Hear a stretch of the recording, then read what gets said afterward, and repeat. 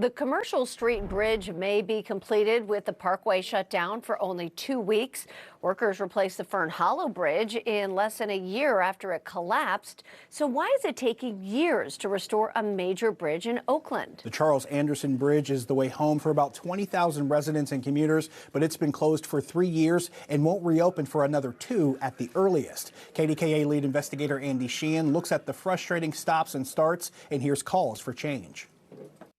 Sit in traffic on Forbes Avenue in Oakland, and nearby you can see the reason why.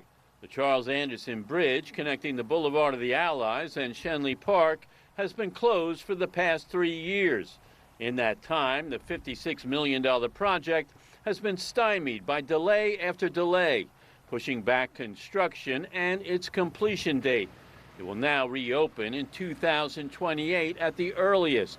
A major headache for anyone who drives a car in the city's East End. It's going to be a 9-year project from beginning to plan the replacement until the public sees a new bridge. That's simply too long. In this project, it certainly sounds like everything that could go wrong did go wrong. The Gainey administration abruptly closed the bridge in February 2023 after finding concerning deterioration.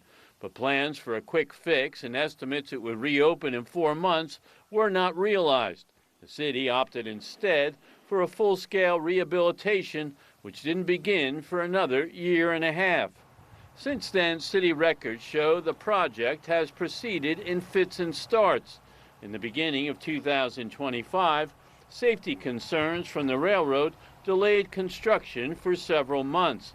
Then they discovered asbestos in the finishing, which needed to be abated. Later in the year, movement in the steel structure needed to be stabilized before other work could proceed.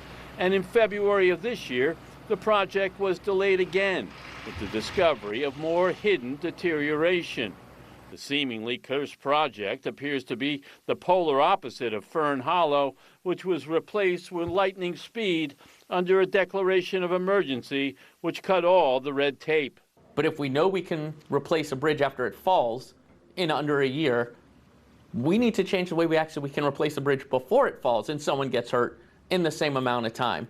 Chief of Staff Dan Gilman doesn't know who to blame, but the Anderson Bridge is also an historic bridge, and its restoration is federally funded and subject to exhaustive reviews. There are 26 bridges in the city rated in poor condition, which need replacing or major work. And Gilman says the process needs to be streamlined. And he says the administration is looking to find other ways to speed up this and other projects.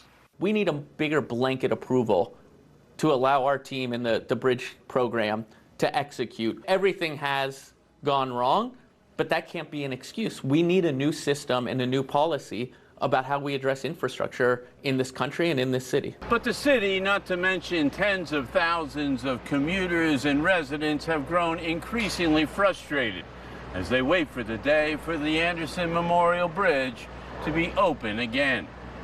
Reporting in Shenley Park, Andy Sheehan, KDKA-TV News.